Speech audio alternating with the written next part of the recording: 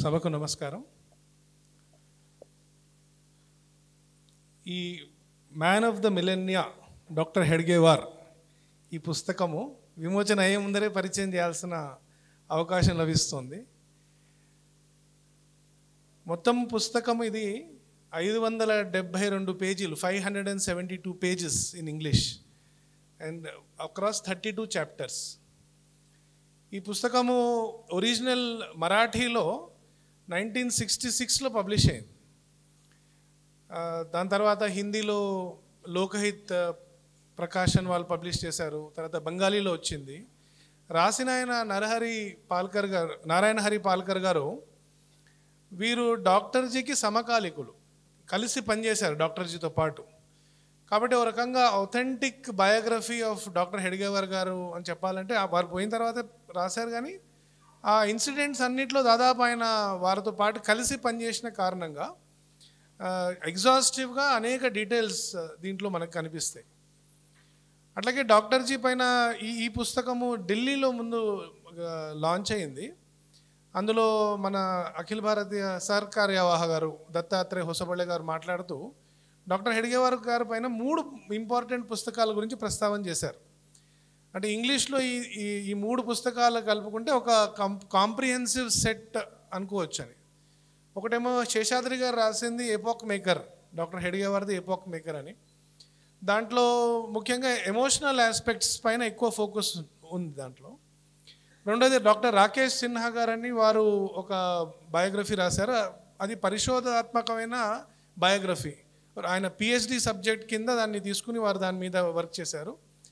అది research oriented work కింద మనం పరిగణించవచ్చు. ఇది ఒక రకంగా ఆయనకు సమకాలికులు కాబట్టి ఓవరాల్ ఒక పిక్చర్ వారి లైఫ్, ఆ టైంలో ఉన్న కాన్ఫ్లిక్ట్స్ ఏమున్నాయి దేశంలో, ఆ టైంలో ఎలాంటి నిర్ణయాలు తీసుకోవాల్సిన పరిస్థితి వచ్చింది, ఇవన్నీ కూడా ఈ డీటెయిల్స్ మనకు దీనిలో లభ్యమవుతాయి. ఈ పుస్తకము ప్రచురించిన సంస్థ సురుచి ప్రకాశన్. సురుచి ప్రకాశన్ ఒక 60 సంవత్సరాలు, లాస్ట్ 60 years నుంచి పబ్లిషింగ్లో ఉంది. అది రఫ్లీ 650 టైటిల్స్ వాళ్ళు పబ్లిష్ చేశారు. దాదాపు అన్ని పుస్తకాలు గూగుల్ బుక్స్లో డౌన్లోడ్స్ కోసం కూడా పెట్టారు వాళ్ళు. సో దాదాపు 1 lakh డౌన్లోడ్స్ పర్ మంత్ వాళ్ళు చూస్తున్నారని చెప్తున్నారు వాళ్ళు. ఇవాళ వాళ్ళు కూడా రావాల్సి ఉంది, కొన్ని కారణాల వలన వాళ్ళు రాలేకపోయారు. ఈ ఇంగ్లీష్ అనువాదము ఇంగ్లాండ్లో మన అక్కడున్న సంఘచాలకులు ఎవరైతే యూకేకి సంఘచాలకు ఉండేవారో డాక్టర్ నేనే గారని, అనిల్ నేనే గారు, వారు ఈ అనువాదం ప్రారంభం చేశారు. ఒక రకంగా చెప్పాలంటే ఆయన జీవితం యొక్క ఫలశ్రుతి అని చెప్పచ్చు. ఎందుకంటే ఈ పుస్తకము లాంచ్ అయ్యి ఒక నెల ముందర వారు పరమపదించారు. వరల్డ్ హిందూ కాంగ్రెస్ బ్యాంకాక్లో వారు వెళ్ళినప్పుడు అక్కడ ప్రాణాలు వారు వదిలేశారు. దాని తర్వాత ఈ బుక్ లాంచ్ అయింది. ఈ పుస్తక లాంచ్లో ఢిల్లీలో జరిగిన లాంచ్లో వారు శ్రీమతి గారు వచ్చారు, అశ్విని నేనే గారు, వారు దాంట్లో పాల్గొన్నారు. అయితే ఈ గత నెల వారు కూడా పరమపదించారు. సో ఈ ఓవరాల్ ఈ ఇంగ్లీష్ స్పీకింగ్ ఆడియన్స్కి ఇట్లాంటి ఒక పుస్తకం రావాలని ఒక తపనతోటి వారు రాయడం జరిగింది. ఆక్స్ఫర్డ్ ఇంగ్లీష్ బేస్డ్గా ఈ బుక్ ఉంది అని చెప్తుంటారు. అయితే ఈ పుస్తకంలో ఈ 572 పేజీలు మొత్తం చదవడానికి ఇప్పుడు మనకు సాధ్యపడదు కాబట్టి ఇంపార్టెంట్ ఒక 2-3 అంశాలు మీ ముందర ప్రస్తావన చేయడానికి ప్రయత్నం చేస్తాను. ఒకటేమో ఇవాళ మనము సంఘ పైన బ్యాన్, ఈ సబ్జెక్ట్ పైన మొన్న న్యూస్లో వచ్చింది. అయితే ఈ బ్యాన్కి సంబంధించి 1932లో కూడా గవర్నమెంట్, అప్పుడున్న బ్రిటిష్ గవర్నమెంట్ బ్యాన్ చేయడానికి వాళ్ళు ప్రణాళిక వేస్తున్నప్పుడు డాక్టర్ హెడ్గేవార్ గారి యొక్క ప్రతిస్పందన ఎలా ఉండేదని ఇక్కడ రాసున్నది. సో వారు అంటారు, even if the government decides tomorrow to shut down the Sangh, how can the Sangh be shut down? Even if the government decides to shut it down, how can the Sangh be shut down? You may see the closure of the physical shakhas, but the invisible shakhas will grow exponentially. The government can close down things that people can see outwardly, but how can they remove the emotions in our hearts, minds and souls? In sum, the government cannot intentionally attack the Sangh. If they did, then there would be a new generation of shakhas for every Swayam Sevak.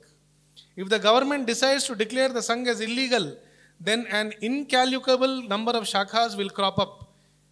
In that case, why don't we try now to start shakhas everywhere? అని వారి పిలుపు. News విన్న తర్వాత వారి ప్రతిస్పందన అలా ఉన్నది doctor జీది.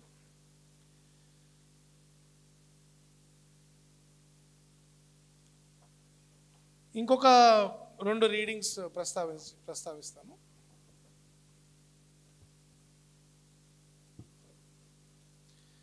వారికి ఆరాధ్యులు స్వామి రామదాస్, సమర్థ రామదాస్ స్వామి, అట్లాగే లోకమాన్య తిలక్ యొక్క గీతా రహస్యాది కూడా ఆయన పైన చాలా ప్రభావం ఉండేదని చెప్తుంటారు. అయితే దాని మీద వారు ఆర్గనైజేషన్ స్కిల్స్ పైన నోట్స్ రాసుకున్నారు డాక్టర్జీ. దాంట్లో మొదటి లైన్ మోస్ట్ ఇంపార్టెంట్ లైన్ కింద వారు రాస్తారు, act on what you say. మనం చెప్తుంటాం చెప్పింది చేయండి అని చెప్తుంటాం, కానీ first act and then speak. చెప్పింది చేయడం కాదు, చేసిందే చెప్పాలని చెప్పి. ఇది డాక్టర్జీ ఆర్గనైజేషనల్ మూవ్మెంట్స్ గురించి చెప్తుంటారు. For without action literary knowledge is but a dogs vomit. Search everywhere, then enter a village or town. For there are no fruits without toil, no kingdom earned without hard work. ఈ విధంగా అనేక సందర్భాల్లో డాక్టర్జీ యొక్క ప్రతిస్పందన ఏందనేది దీంట్లో మనకు కనిపిస్తుంది. అట్లాగే గాంధీ గారితో జరిగిన ఏదైతే డిస్కషన్ జరిగిందో దాని వివరాలు ఉన్నాయి. అనేక మంది ఆ కాలంలో ఉన్న ఏవైతే లీడర్స్ ఉండేనో వాళ్ళు ఆయనతో పాటు ఇంటరాక్షన్స్ అవన్నీ కూడా దీంట్లో ఉన్నాయి.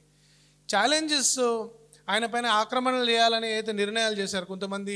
ఒక పబ్లిక్లో ఆయన ఒక న్యూస్ పేపర్లో రిలీజ్ చేశాడు,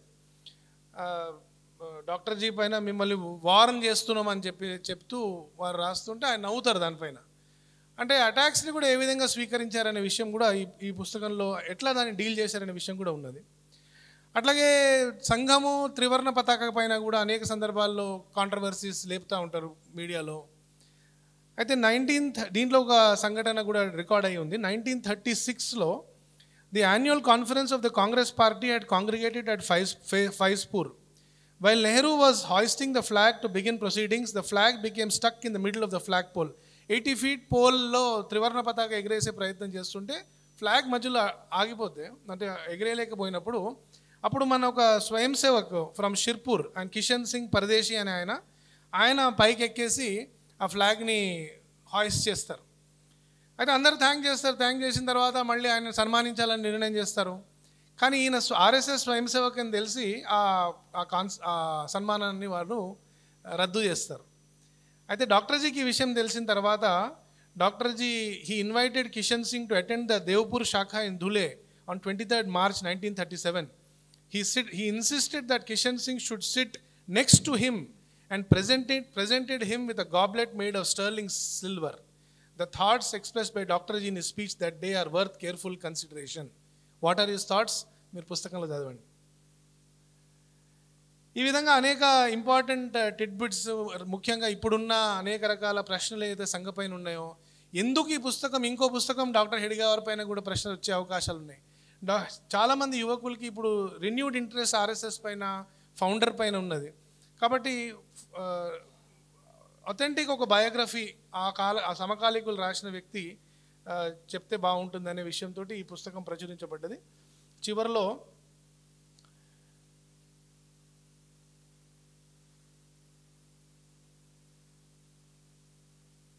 ఆయన క్వాలిటీస్ గురించి నానా పాల్కేర్ గారు లాస్ట్ చాప్టర్లో లాస్ట్ పేజ్లో రాస్తారు. Dr. Ji was totally engrossed in the task of nation building and expected others to follow suit. For this very purpose, he would ask, has the Sangh caused you any discontent? One who is utterly disheartened forgets everything about himself, speaks only to his haunted soul, and behaves according to his wishes. Dr. Ji wanted such Swayamsevaks within the Sangh and kept asking such questions in this matter. It is difficult to accurately describe all of Dr. Ji's traits. One cannot illustrate his greatness with mere words. It might be said that short of describing Dr. Ji's outward calmness but inner fire, it was made to be experienced. No matter how speedily or effectively those around him worked, Dr. Ji was always a few steps ahead of them with his unerring efforts, determination and strength of will. ఈ విధంగా doctor G ఆయన life, ఆయన అందరిని ఎలా ప్రేమించేవాడు. Everyone who came to contact with him knew that doctor ji loved everyone but loved them more than anyone else. ఎవరు కలిసినా వాళ్ళు అనుకునే వాళ్ళు అందరినీ ప్రేమిస్తాడు కానీ నన్ను అందరికంటే ఎక్కువ ప్రేమిస్తాడు అనే విషయం. అంత ప్రేమ డాక్టర్ జీ, దాన్ని మన సంఘంలో మనం చెప్తుంటాము శుద్ధ సాత్విక్ ప్రేమ అప్నా కార్యక ఆధార అని. Such remarkable love filled the hearts of countless people. As they quietly shed tears of love about Dr. G's greatness, they would say, with even a ray of a brilliance imbibed in us, we will brighten all the 10 directions around us. ఈ విధంగా ఈ పుస్తకంలో అనేక important chapters, doctor G గురించి ఒక comprehensive biography. అందరూ తప్పనిసరిగా ఈ పుస్తకాన్ని చదివిస్తారనే ఆశిస్తూ ముగిస్తాను.